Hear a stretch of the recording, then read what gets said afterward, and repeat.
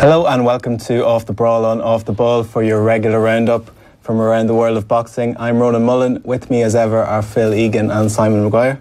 Lads, how are we? All good, yeah. Ronan, how are you? This week we're going to look back at the weekend that was in boxing, including a redemptive rematch win for Sergey Kovalev. We'll also discuss the latest lay of the land in the heavyweight title picture and reflect on the career of recent retiree George Groves. Before all that, delighted to say this week we are joined in studio by reigning BUI Fighter of the Year, Luke Keeler. Luke, thanks for coming in. Yeah, no problem. Thanks for having us here. How's life? Good, yeah. Just I'm in camp now. I have this rematch with Cummins, so I'm just training, eating and sleeping, you know. Yeah. And Fighter of the Year, that must have a nice ring to it, does it? Yeah, it was nice, yeah. I didn't expect it, I suppose. Katie was the foreign Fighter of the Year, so I was just presuming. I didn't realise he had a segregated, but it was nice to get a mention of it, you know. And after a great year, 2018 was probably a standout year in your career, was it? Yeah, it was kind of stop-start at the end. I got an injury. I was supposed to fight in York Hall against Brian Rose, but I got a bad back injury, a slipped disc, so... And even before the Windsor Park show, that was supposed to be a title fight against a guy, Joe Mullender. He's fighting for the British title. So that fell through. He pulled out. He didn't get cleared the box. I'm not too sure what the reason was, but it was kind of an anticlimax. We're building up for a big fight for that, and then they just got a last-minute replacement. I fractured my hand, a knuckle in my hand as well before that, in the camp. So it was a bit stop-start with injuries. The great win. I would have liked to push on. Got momentum after Cummins, but kind of tailored off a bit, you know. Yeah, and you mentioned Cummins and just a tremendous win. You went into the fight as an underdog, but won the fight conclusively on basically everyone's scorecards. It's really a career highlight for you. It's a performance that's been coming. You finally managed to put it together and prove that how good you are. Yeah, it was kind of stop-start as well. I broke my hand twice. I broke it in the Irish title fight.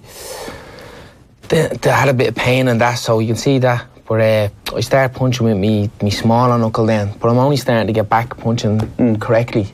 So this camp now, I'm really starting to it's the first camp injury free in a while, you know. I'm looking forward to it. And still 7.5 weeks to go. Yeah, and you mentioned you've a couple of different knocks, and in that fight itself, cuts on both sides of your face, and you must have had great faith that Niall Byrne would get you through that, or was it one of those cases where here we go again, another knock, or did you know you were going to make it through? I didn't realise they were that bad, to be honest. I was just going back, you literally just recover right off the minute round. I never contemplated being stopped. Well, there was one moment, I suppose, it was in my eyes, and I actually looked to the ref. But you just have to get on with it, don't you? You know, there's no quitting, is there? No.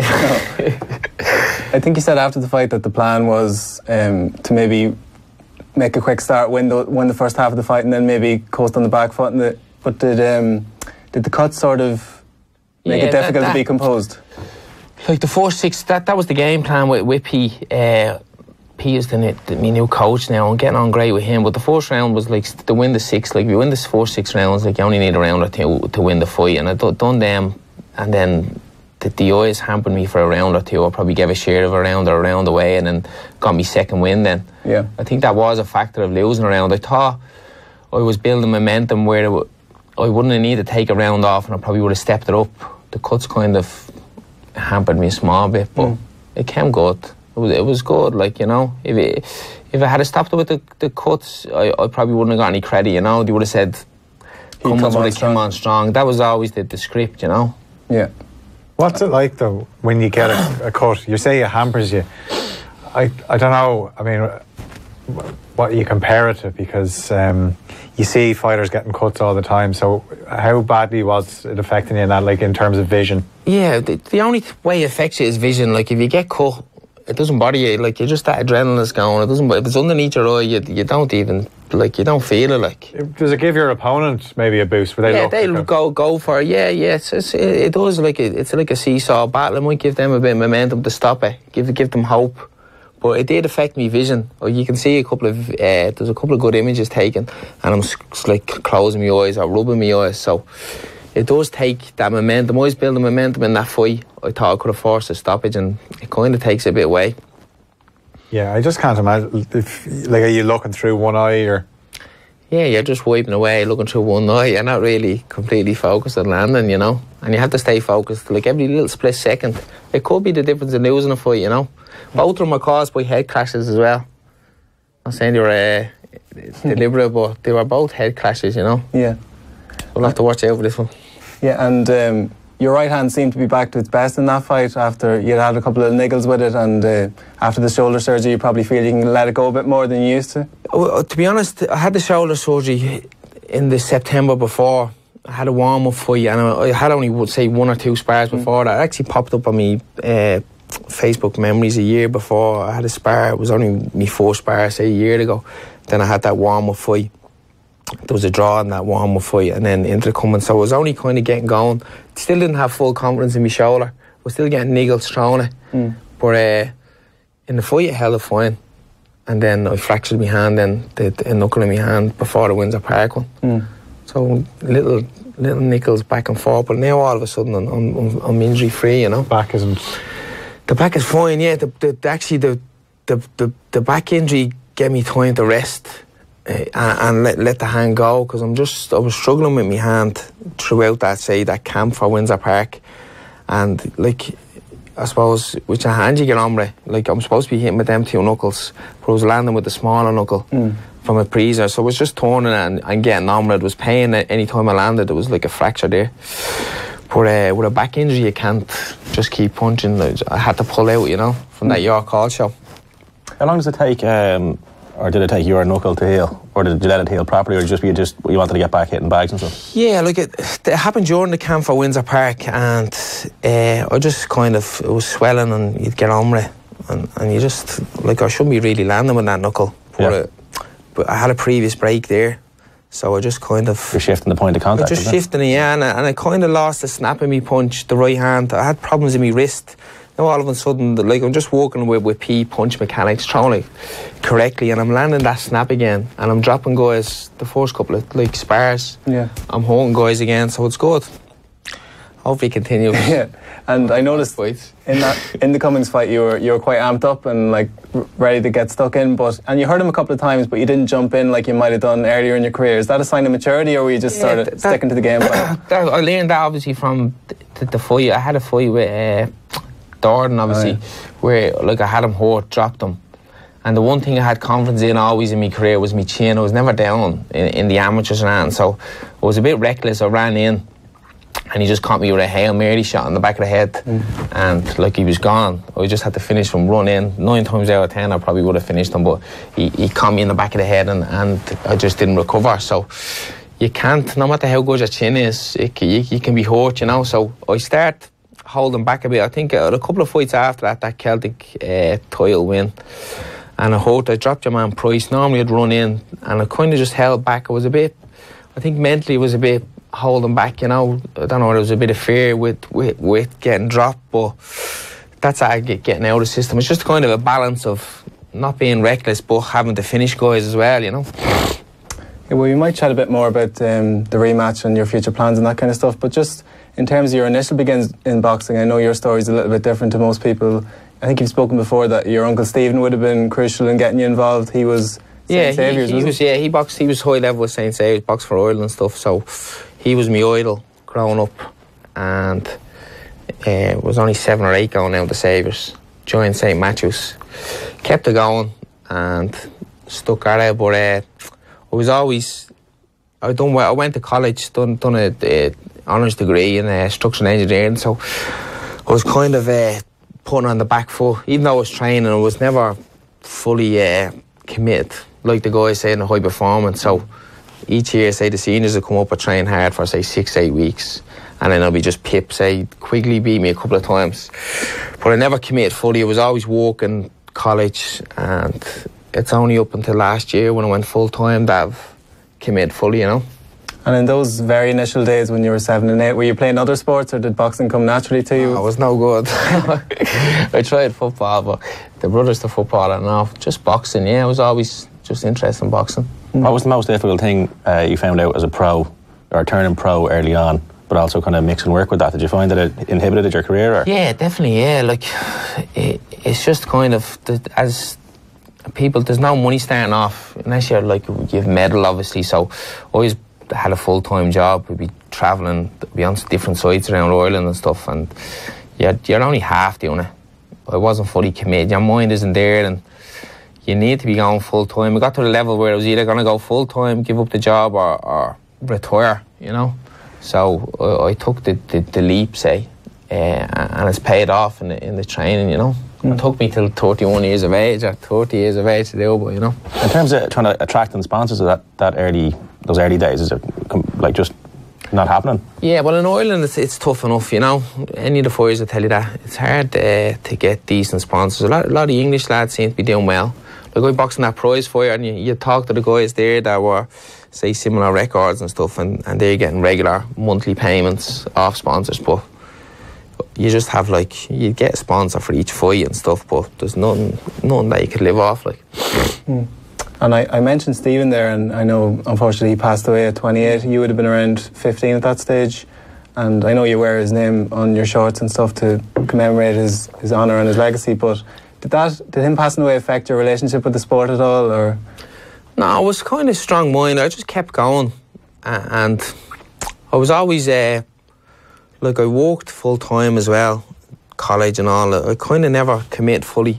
I was always training, say, 4 or 5 times a week, committed to it, but when you see the lads, like I'm training with Gary Cully and Dave Oliver, they came through that high performance units where they're trained twice a day. You can't compete doing 4 or 5 sessions a week with them guys. But I was beaten by only a couple of points with Quigley each year. I was there, but I never kind of committed only to last year. And I think, even though I'm getting on, say, it's still fresh enough, but like the lads that went through the likes of them training camps in the Ukraine, or they went through all these fights in the amateurs, like I think it took a bit of a toll on them compared to me just training 4 or 5 times a week. So I think I'm fresh enough in that regard. Mileage and it, like there's only so much mileage you can go through, you know. What were you like, say, before a fight, if you weren't full-time, in terms of diet, if you were working? How hard was that, trying to stay strict? Yeah, you're not doing it right. Like that, I think someone shared a photograph on the scales before, say, my Irish title fight, and I'm just leaving it last minute. Like, you're still eating chicken fillet rolls and spars and stuff, you know what I mean? But you shouldn't be. Nothing wrong with them. Poison. Not before the fight, though. Poison. You cut it back for, say, 2 or 3 weeks, but now, like, for me full camp, I have a sponsor, Jim Trition. He looks after the meals, the weigh it, cuts back on carbs, and I'm making the weight. All of a sudden, I was killing myself to make the weight. I have more muscle mass now, and you're making it correctly. Like, it's all those little things. I was just lucky to get that sponsor, I suppose, but sticking to diets, the training is completely different with Pete Taylor as well. So it's the first year as a full-time pro, even though I'm pro 5 years, you know. And in terms of weight making techniques, I know the UFC fighters, or MMA fighters rather, there's this way, is it like weight? Or no, water loading, sorry, yeah. Is that something you It's extreme, yeah. Well, I do it too.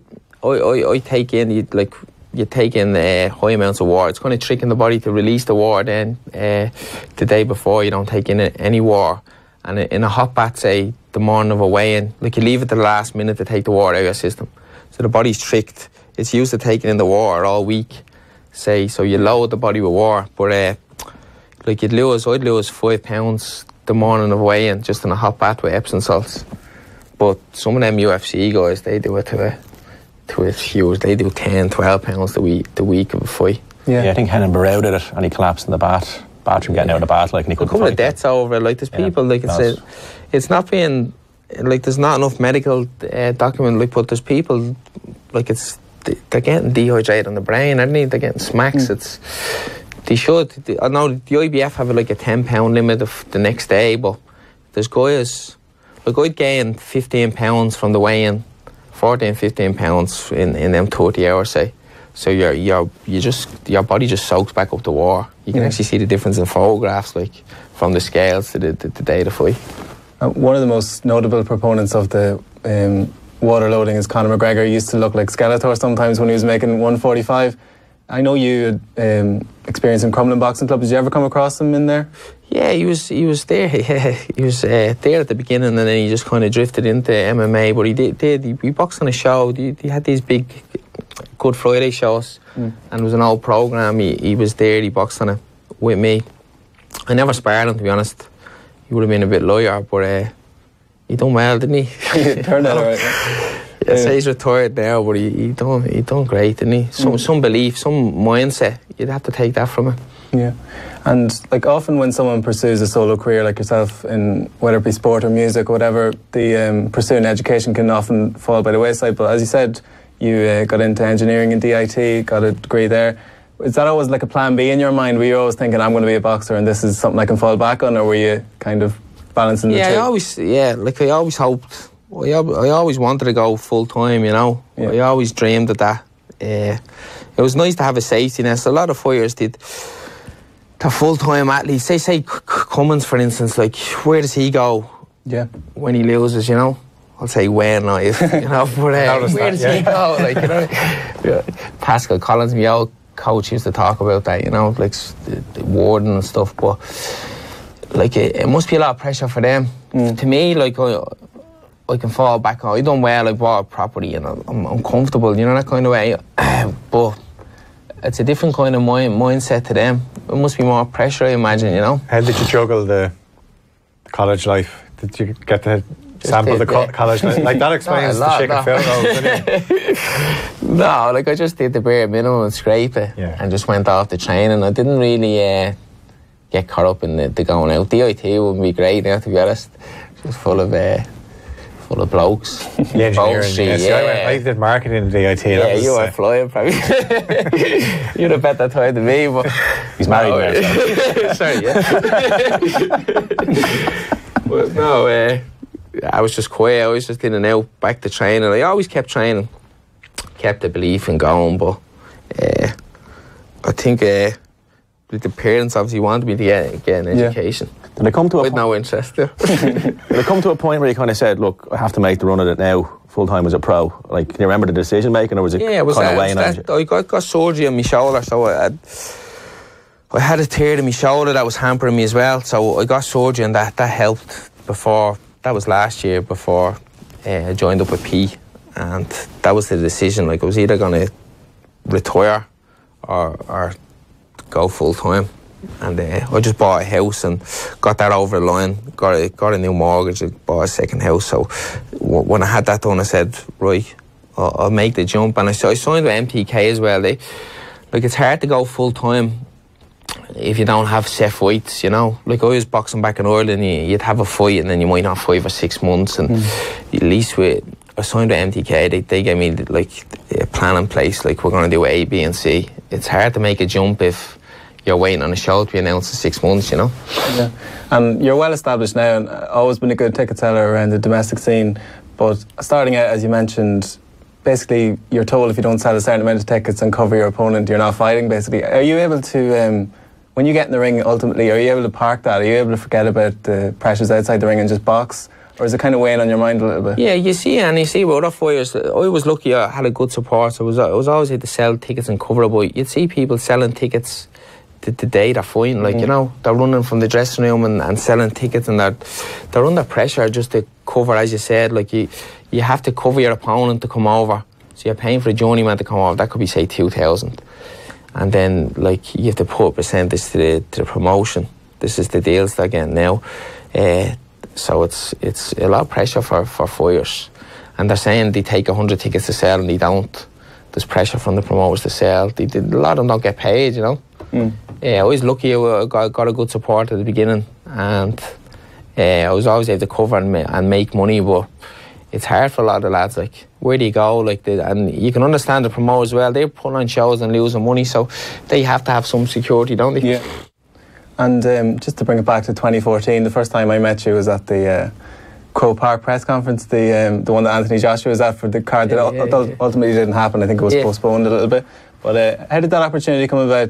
What are your memories of that whole experience? Yeah, that was amazing, yeah. That was kind of just a breakthrough, getting on that card. So I had a few fights in Ireland, and then it was supposed to be the National Stadium. That fell through. Then they brought it up to the Tree Arena, and I had a great win in that stoppage. Everything was flowing well for that, and got a good stoppage win against a guy, Gary Bolden, who we really stopped first round stoppage. But it was kind of building nicely then. Prizefighter came along, and then I broke my hand in the first round. That Prizefighter kind of set me back. Went into the second fight, had a close fight with Dorn. So it was just a couple of niggles with injuries, but you just have to keep going, don't you? Yeah, and the 3 Arena, it proved what you had to offer, because the atmosphere around your fight was one of the best on that night, and Eddie Hearn was saying after, a star is born, all this kind of stuff, but ultimately Macklin lost the main event, so we never really got to build on that momentum. Is that frustration for you that you can't get these big televised fights in Dublin, or did you just kind of roll with? The buzz was building then, wasn't it? There was talk at Croke Park. That's why I suppose they had the press conference in Croke Park. Would have been there was talk at Cotto and Macklin and stuff. It is frustrating. It's Belfast is fine. It's an hour and a half up the road, but it'd be great to have it back in Dublin. There's a lot of Dublin fighters there now capable of selling. Yeah, I think it will build. Hopefully they can go again. In Dublin, Kay can come back maybe, or TJ Donny's a world title as well, so it's not a million miles away. I remember Adam Smith from Sky was talking about maybe a show in Cork. He seems to be mad about Cork. But, back to the Steve Collins days. Yeah. But it'd be nice to get back in the Republic. Yeah. Yeah, obviously it's been tricky in Dublin, but as you said, you have had the chance to fight in Belfast, and Andy Lee's been in a few times. He's mentioned that the difference between fighting in Belfast and Dublin, does it feel like home advantage up there, or is it a bit strange? Yeah, it's a short. You still bring a good crowd up. The couple of fights up, I'm having 3 fights up, it's getting comfortable now. It's like a home from home.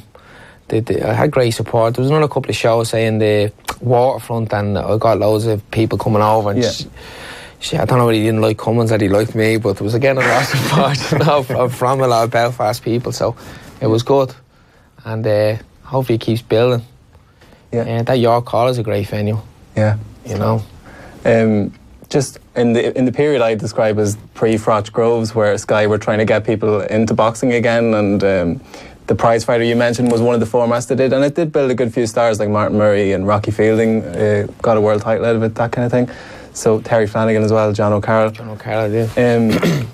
What were your thoughts on that format? Was it a weird one to prepare for, the thought of having to fight 3 times in one night? You ultimately, it was 2 on the night because of the injury, but how do you prepare for something like that? Yeah, we just change. Like you're training, you're building up to say 6, 8 rounds, 10 rounds, but we kind of just changed the back. We would just say our pad work was 3 rounds, and then you'd break and 3 rounds, and the sparring was kind of building up to that. I'd have 2 3-round spars.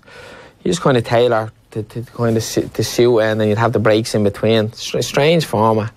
It was a bit of bad luck on the night. It was a close fight I had with Dorn. It could have came good. He ended up winning it. And getting a fight with Eubank Jr.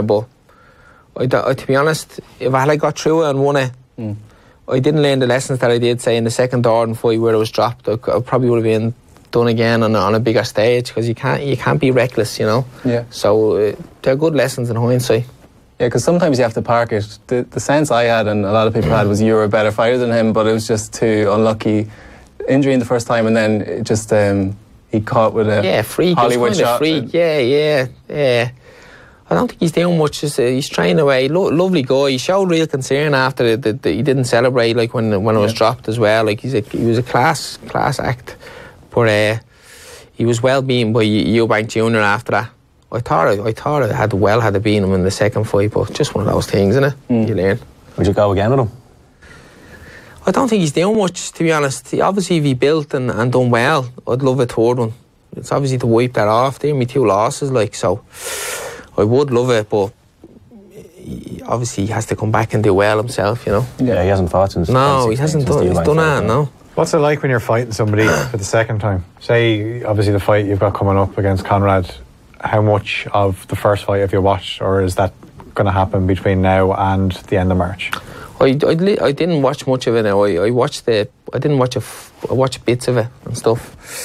I'll watch it obviously more closely now coming up to the camp, but it's like I was looking past him nearly. The first fight I won convincingly, so I was kind of looking past him, but the injury set me back. He won the belt, and I suppose what helps, what I said, I suppose it helps that he was kind of dismissing the victory down to his lack of performance. So it just makes me want to step the level up, and I know he'll improve. Like, you know what I mean? Or not improve. I think he still boxes the same. I watched his last performance. He's talking all the right things, saying he's improving and changing, but he's performing the same as far as I'm concerned. But he's obviously going to be up for more. They like, I think if he coming as an underdog, you have an edge, but I'm going to step her up as well, and I want to prove a point. So I have that fire in me to, like, not write her off, like, as say he's writing her off as a bad night, but hopefully he has a good night and he's still a bad night. Yeah. It was a good night, yeah. Hopefully there's no excuses and we go good. Yeah, I mentioned McGregor earlier, and like one of the things he's associated with is sports psychology. He's a big believer in visualization, that kind of stuff.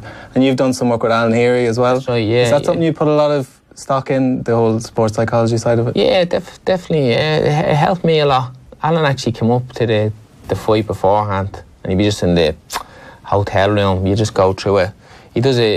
He goes through, like, he speaks it, and then say the last 15 minutes of the session he'd go through visualisation, and he'd talk you through your fight. Say you're in the dressing room getting your hands wrapped, you're feeling great, the crowd, and it's stuff that I think it works, you know. Yeah. Like, there's little triggers and stuff, and it's just all positive thinking and feeling good, you know. Yeah.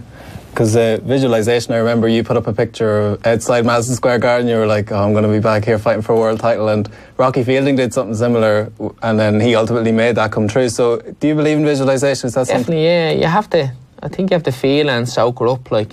Yeah. Definitely. Like, to them venues, like we went to see that fight, I was Rigondeaux and Lomachenko. You just have to soak her up and imagine yourself there. I do think I am a believer in it. I know it's a bit out there now, but I do believe, you know. Yeah. And another big change, you've brought it up already, you had been pro with Celtic Warriors for your whole career and ultimately moved to Pete Taylor in the last little while. Was that just a matter of circumstances, or why did that decision come about? Yeah, I was training with Pascal.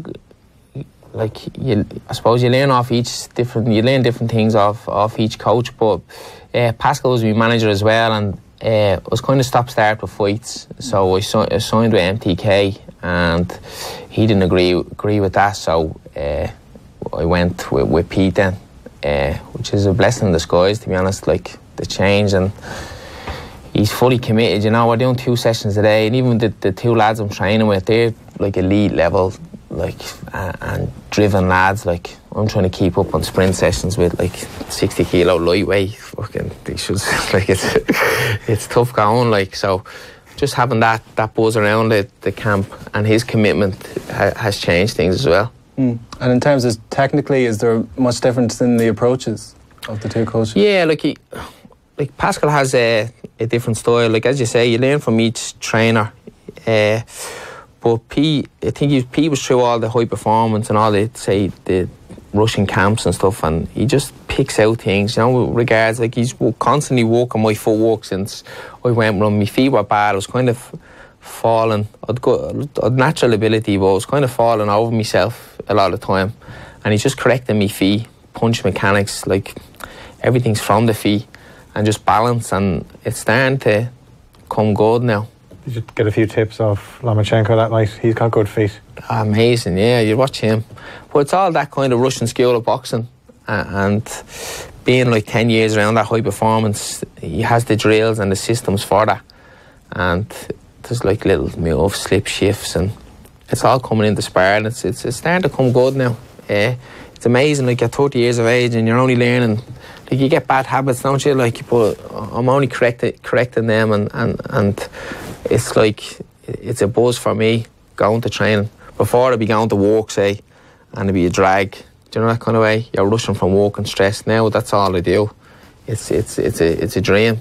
You see some of the lads giving out about having to go training. It's a dream compared to what I've done for 8 years, you know. Yeah. And the win over Cummings itself put you nicely in the frame with the WBO, and you know you're going to kick on, injuries aside. You kind of dismissed the prospect of a rematch after the fight because it wasn't particularly close, and you were going to leave that behind you. What's your thinking going into this rematch now? Is it just to make your point that it was no fluke and I'm just going to... Yeah, like, I've obviously been... That back injury, I've been out a bit. The way I look at it is, it's a tough fight. It'll get me back out there, I suppose, start the year and then push on again. Like, his style suits me coming forward. I don't think he knows any other style. So I think it's a great fight to start the year and put that to bed, like, and push on. Like, there's a lot of stuff happening with Eddie Hearn, the zone in America. Like, they need to match well. Like, they're under pressure to deliver good cards. So I think after this one, there was talk of me fighting Gabriel Rosado. That offer was made, but it was just a bit close after injury. We turned it down, and they agreed that, look, we'll take the Cummins fight, and them fights to be there, say June time, with a full camp, you know, that kind of way. Like, I was coming back from injury, I still had niggles in my back, and that was offered. I had an extra, say, 2 weeks training for Cummins fight, so it worked out better. But the camp has gone so well now, I'm nearly thinking maybe I should have took the Rosado fight, but I think it'll be there after, you know. Touch wood. Are you expecting much of an adjustment from Cummins going into the second fight? Or just more of the same? More of the same, sharper, more up for it. He probably, like, I had a draw in my previous fight, so he probably just kind of looked past me in a way. So I'm sure he's going to be sharp enough for it. He boxes one way coming forward. If he boxes, I don't think he can box on the back foot. I think he'd be just sharper and fitter and more up for it. And it's up for me to step up me level and combat that, you know, because he is a quality fighter. Yeah. Like, there's no way looking past him. Even though I'm speaking about them fights, like, I can have a little dip in performance and he could definitely get the win. Like, so I'm not looking past him, but I think the full year as a pro has changed me as a fighter. I was just looking at that photograph. I sparred a guy, Jay Bourne, he's only a welterweight, and I had a hard spar with him, say, a year ago now. I'm sparring. I had a good spar with a guy, Vladimir Belewski, there on Saturday. He's a fighter super middleweight, and he's training hard, like, he's 80 odd kilos, and I'm handling them easy. Whereas a year previously, coming off injury, I was struggling. So I think me now would stop with the fighter I was a year ago. So that full year as a pro, eating correctly. That would give you a huge confidence then going into this next run, like. Yeah. But it's up to me, obviously, to produce that now on the night and push on. But I really believe, like, that full-time years under Pete Taylor as a full-time pro has changed me, you know. Yeah, and as you said, the scene in Belfast is booming at the moment, and in America there's opportunities. Katie Taylor kind of flying the flag over there, and your old stablemate John O'Carroll fights for a world title next month. Do you give him a good chance in that fight, Luke, or what are your thoughts on it? Yeah, like, I think I actually, like, lots of people are asking me, so, and I didn't see much of Farmer, so I watched Farmer, and I think, like, he's a bit short than Jono. Jono had a draw in his previous fight. I think he was similar, like, he was looking past him. He was kind of having it out with Farmer on Twitter, and he had this hard fight, like, against a tall technician. But I think styles-wise, I think he's going to surprise a lot of people, Jono. I think people are writing him off now. It's an easy win for Farmer, but I watched the head-to-head, and like, he believes it. Do you know what I mean? I think he's a bit of he's like a 50-50 chance with this. I think his style, like, he's a bit of size and Farmer.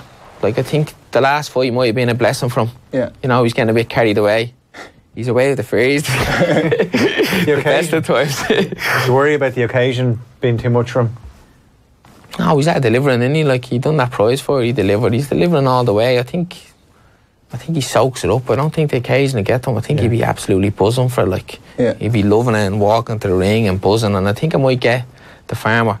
He has a chance there, you know. It's a funny game. Like, it's just 50-50 boxing on paper. After the last fight, Farmer should stop him. Farmer's strong, hitting to the body and stuff. He should stop him. But I think he could, like, really produce, like, you know, close fight. No, I go along with that. Like, there's, it's not as black and white. You look at the odds and it wouldn't suggest it's close, but there's much like yourself, there's a star quality about Jono that once he gets his opportunity, he's going to take it. And I think whether he wins or not, I think it's going to be a very competitive fight. And I think I'm definitely looking forward to that one. Just before we go, we might just run through some of the other news since we were last on. George Grovesville has packed it in after a pretty comprehensive loss to Callum Smith, but he did retire with a world title after 4 attempts. And what's his legacy going into retirement now, do you think? He's always going to be remembered for the Froch fights, isn't he? Yeah. Like I remember when he pipped De Gale, and that was a really close fight. He was still with Adam Booth at the time, and they got their tactics spot on that night, and it was that one could have gone either way. Yeah. But I always thought with Groves, he just used to really annoy his opponents. Like he did it to De Gale. You remember, like Sky used to have ringside on a Thursday evening, and they'd be sitting in the studio, and he'd be just winding them up. He did the same to Froch. He annoyed the shit out of Carl Froch, and ultimately Froch silenced him with that brilliant knockout at Wembley. But the first fight, if it wasn't Froch, like another referee could have stopped that fight, and Groves could have been, you know, a world champion. Was it stopped early, the first one? It was, yeah. Well, I think it was only going one way, though. I think he'd weathered the storm. I think Froch. That was always a criticism of Groves, that he did tire in fights. Yeah. But I said to you last week when the news came out, I've never been more singularly shocked in a boxing match than when Froch hit the ground, because he was so like iron chins, like this guy never gets knocked down. First round, I think he was as shocked as you were. Groves puts him down. Like he says himself, he didn't wake up till round 5 or something. So he must have been. I had him about 6 rounds. He lost the first 6 rounds easily or something. Well, around that, yeah, it was all Groves in the first half of the fight. But yeah, it was nice, like, for all the little knocks that he had, that he eventually wins a world title. And you just wonder, with the shoulder injury like that he picked up against Eubank, was that a factor in the night that he lost to Smith? But he was... Didn't use as an excuse, he didn't. No, he was... And you like to see that in a... Yeah, it's class, yeah. And in fairness, any loss he had, even directly after the first Froch stoppage, he was very classy, for want of a better word. He just said, look, it shouldn't have been stopped, but we'll do it again. And he didn't piss him down, he just got on with it, like, you know. Yeah. And we were talking about rematch psychology there. If anything, he probably went too into the hype machine for the second fight, didn't concentrate enough on the tactics for the second fight, and Carl Froch, on the other hand, was totally clued in, didn't want to make the same mistake again, and righted that wrong in his own mind. But he's only 30, Simon, stepping away. It's quite young, and up until a couple of years ago, I was always looking at Groves as a prospect, and all of a sudden he's going in to fight Chris Eubank as the veteran in the fight, and it's just, his career is it's a quite an unusual one, but he's taken the decision to pack it in now. What are your thoughts on it? Yeah, well, he seems happy and content with the decision. You know, and that was he released, it was a 7-page retirement statement. Yeah. And he didn't just make a snap decision, you know, and he got fairly beaten up by Callum Smith. So what's he going to do? The winner of De Gale, Eubank. Yeah. That's it, really, like, you know. It's hard to believe that De Gale Groves didn't ever have a rematch, isn't it? Yeah, it was a shame, but it wouldn't be the same now. I think the De Gale and Eubank Jr. fight coming up, if De Gale loses that's him kind of... it's going to be hard for him to come back. Eubank Jr., you would say the same, but he still always manages to come back because he believes in himself.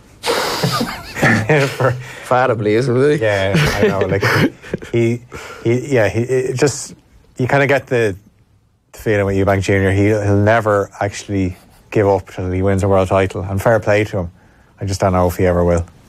Could be another Audley Harrison where he just never quite gets there. But Luke, what were your thoughts on George Groves? Did you ever come across him? Were you a fan of him over the years? Yeah, I liked him. I actually never met him. I met Froch a couple of times, and he was a bit rude, you know. Really? We asked for a photograph, and he told us the way and stuff. He's a bit arrogant, didn't he? And his statement, he said that against Groves, didn't he? He's put up something very arrogant, didn't he, in his Twitter? He still had an edge against him, hadn't he? Yeah. And he was obviously backtracked. I suppose he's honest. What did he put up? He put up something. Oh, I can't remember. Probably just about knocking him out again after his retirement. Yeah, like stuff. And then he put up another one down. Then he kind of, it was a bit of a backlash. And then it was kind of like, look, even though two guys don't like each other, if you share the ring with them, you have a bit of respect. Good luck to him. Yeah, he was obviously probably told to say that. Why did you say that the first time? Then Andre Ward tweeted him back and said, like, you're 41, you know, grow up. Yeah. Leave it alone. After Andre Ward sticks the knife into Kavalov after the win on Saturday. Oh, listen, I don't know.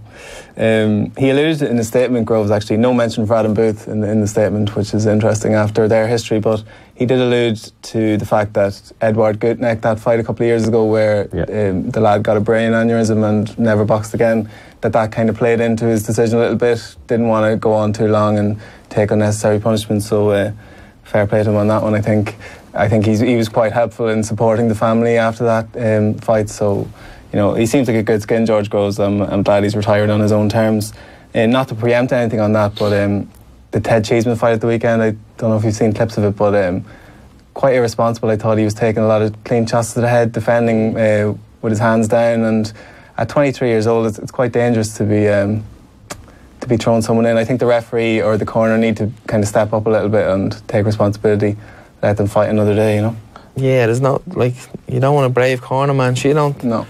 There's only so many times you can draw from the well. I think damaging fights like that kind of takes a bit out of you, a part of you, like you're leaving in there. So it is scary to see, innit? Yeah. Like Pascal pulled Spike out against that the Eubank Junior fight. Got a bit of criticism from that, but he said you know, we had Packy in actually, and he said he was talking to Spike that night, and it was whatever he was saying was just going through him. It wasn't going in, so it was one of those nights. Yeah, it's obviously the feedback from the fighter as well. Like he was in Buglioni's corner against the fella Grovesby for the world title Chulinov. Yeah. And he was taking more of a beating, but Buglioni had a punch, and he had that belief, and he wanted to go on. So sometimes it's the feedback from the fighter as well. Like, it's hard to pull a fighter, like, if he's carrying power and it's a world title. Like, it's hard. It's a hard decision to make. You can't criticise them either. Like, yeah, and it kind of feeds into what the referee, because there was some criticism of the referees over the weekend, and you know, you think back to the night that like a referee could have stopped Fury in the 12th round, but given the fact that Fury was ahead on the cards, it was a heavyweight title, he didn't just wave it off. He gave him his count, and then obviously Fury rose like the Undertaker. Amazing, yeah. Yeah, but it's knowing different fighters. Yeah. But he did, the ref came out about 2 weeks after. He could have said this like the next day, but he came 2 weeks after and he said, Fury smirked when he was on the ground. Now, we couldn't see it from any camera angle, but he said he smirked, and he knew from that he was grand and he's going to get up. So did he? Yeah. Yeah, because if you... it wasn't that miraculous. He wasn't that hard. But it just... had the glass. Yeah, wasn't a bother on him. And you say about the brave quarterman thing. Nick Blackwell, I think, is someone you would have been quite friendly with, and Gary Lockett got a lot of criticism. Ironically, it was against Chris Eubank as well for not pulling him out. So it's an interesting one. I think when boxers go through this, when they see people they know get affected like that. Did you have any experience like that? Yeah, you come over sparring a few times. Blackwell, over to the gym. It's sad, isn't it? Like, fuck, it's horrific. You don't like to think about it when you're active and you're fighting, but it is. It's not something you want to be carrying on. Yeah. I think punch resistance as well goes as well. I think a lot, like, as your career goes on, you see fighters and you see them getting dropped more in sparring, and like, I think definitely it's a cumulative over the years, the damage, and you need a coach to. It's an awful thing to have to turn around and say to a fighter, look, I think you should call it a day. Like, that's all you have in life. Yeah. And it's a hard thing to listen to, innit? But it is medically that, like, if you look at rugby and concussion, if you get, you know, it's much easier to get another one if you had one. So I can only imagine. Yeah, you know, they get a ban, don't they? Like, they return to play protocols. They get whatever 21 days. Like, we get dropped in sparring and you'd spar the following week. Like, do you get me? Yeah. There's none of that in there.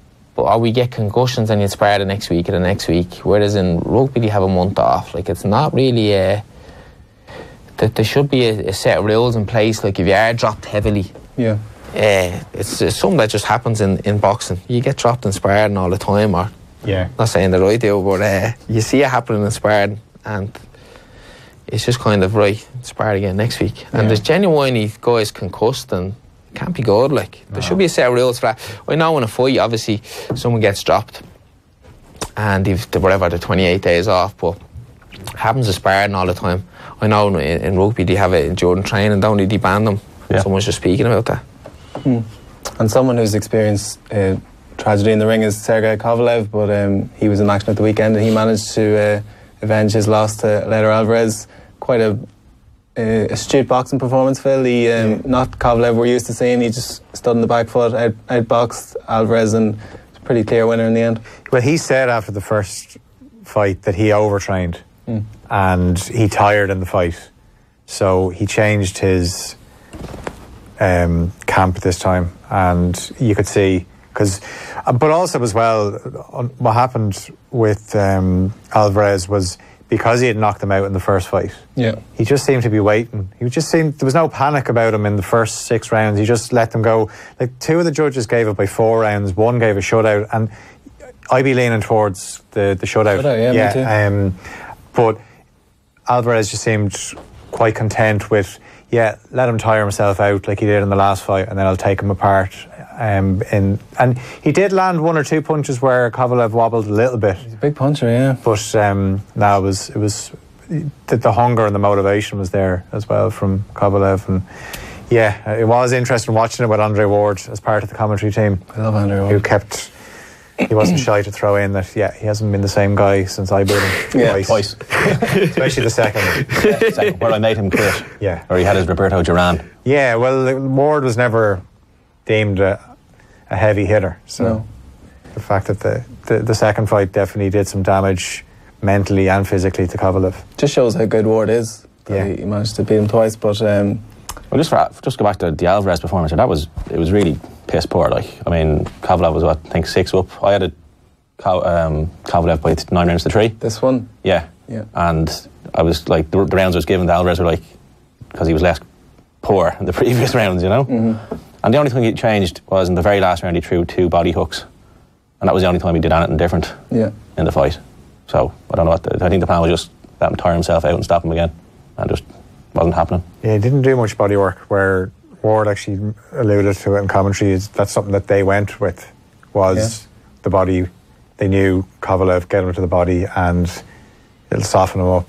And like the very last round, the first 20 seconds, Alvarez threw 2 to the body, both landed, and you could see Kovalev going, oh no, not now. Yeah. And then he just didn't do it for the rest of the round. You have to put it in the bank, don't you? You have to build it up. It's a cumulative, like you land the same body shot, and then it probably takes 5, 6, 7, 8 rounds, and then guys drop then, you know? Yeah, you have to put money in the bank, don't you? You left it too late, I suppose. Yeah, we had Ray Moylan in, and he was talking about how the body punishment he got in the fight in Castlebar there, it kicked in round 7 or 8, and he just said he couldn't. Just as he was getting back into it, he just said they really started killing him then, like, you know. Was he dropping a body shot, or was it headshots for it? Moylan. Second was a body shot. Was it? Yeah, so...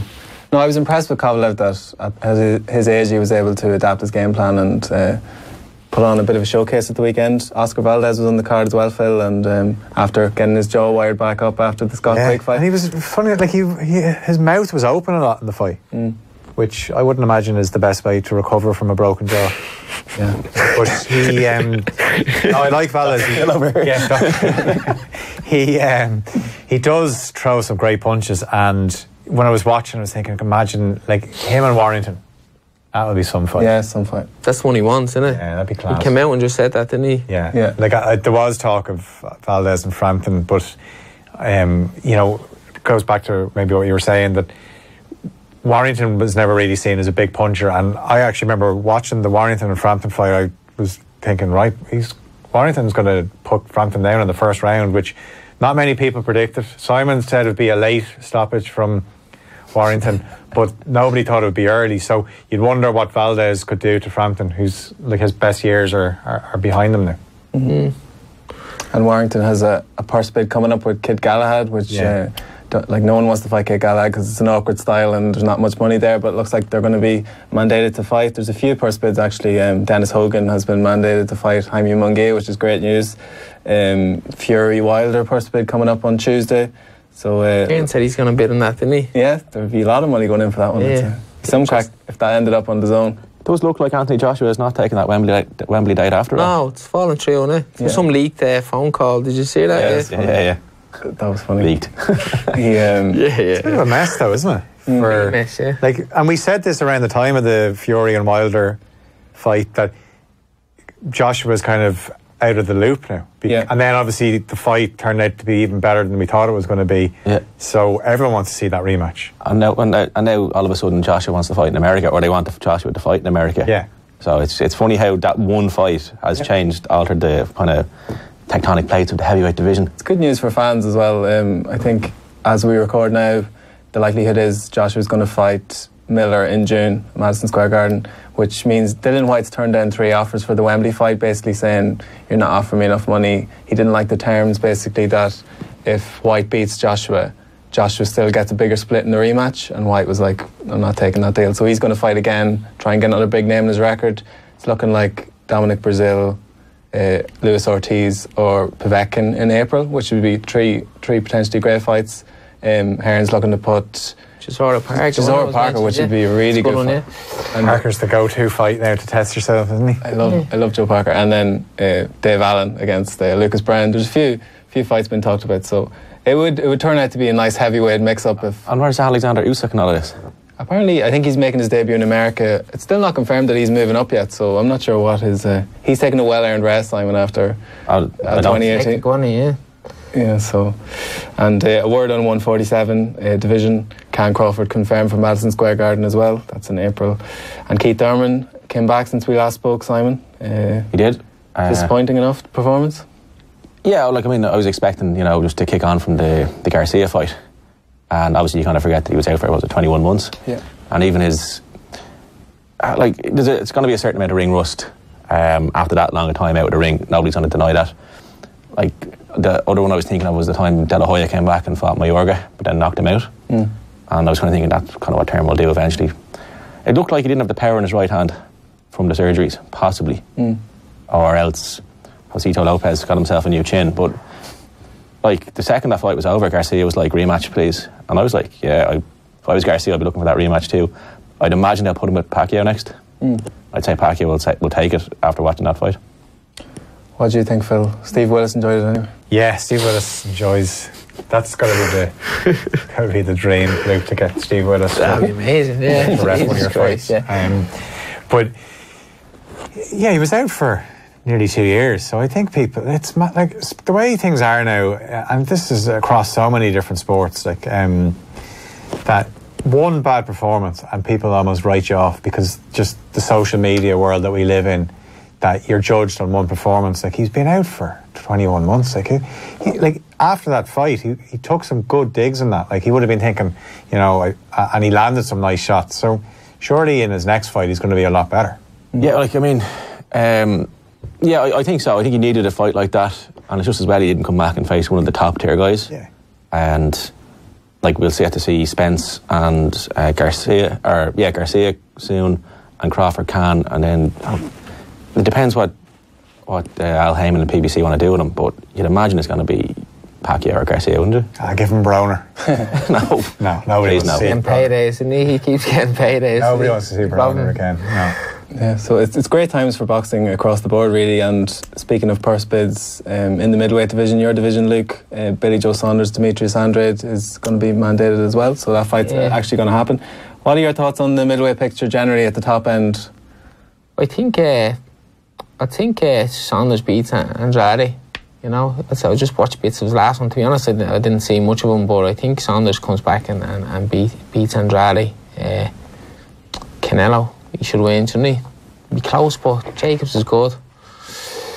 He should win. It'd be the money fight. He's the money fight, isn't he? You want him to be winning. So Canelo has the belts and the profile at the moment. Is he number one in your mind, or is Golovkin still number one, do you think? I think Canelo is just... I think as time goes on, I think Canelo is just that bit fresher, Yeah. Golovkin is just a little bit... I think he's just... The age is catching up with him. He's just slowing that bit, isn't he? He was unbelievable. I remember Saunders saying he wouldn't take the fight with him, that kind of way. There a while ago, he just admitted that he beat him. But I think if Saunders fought him now, he might nick a win. He's just that slowing. What is he now? He had a hard amateur career as well. What's he, 24 now? 34 now, yeah. Yeah, but he got a lot of mileage on him with the amateur career as well. So not afraid to take a hit either. Yeah. He can take a good shot, but he does get caught.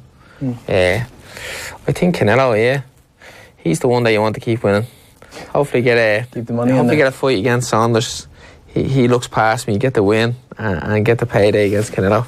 Cash out. That's the stuff. Here's my trap. The middleweight picture in Britain and in Ireland, even with Jason Quigley, I know is someone you've boxed in the amateurs. Is that a fight you'd be interested in at some stage? Yeah, definitely. I think a tweet about it would be great in an all-Irish world title fight. He was offered a regular title, WBA title, when he was close to being mate against Moran, but that was close to being mate. Whatever happened to Rob Brandt? Is he back?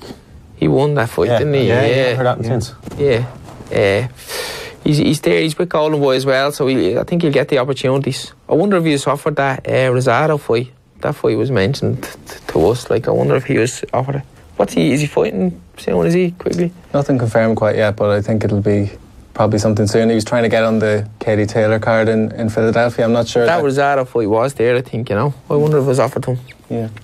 And just before we let you go, Luke, one last word on the rematch with Conrad Cummings. It's 29th of next month in Belfast.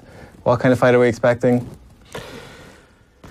Hopefully more of the same, yeah. But to be honest, the first fight I was kind of happy to just land and make him miss. Now I'm kind of stepping up my attacks, second, third phase.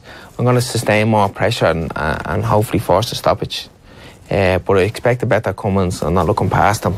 But I can see just me stepping up and sustaining pressure and forcing a stoppage.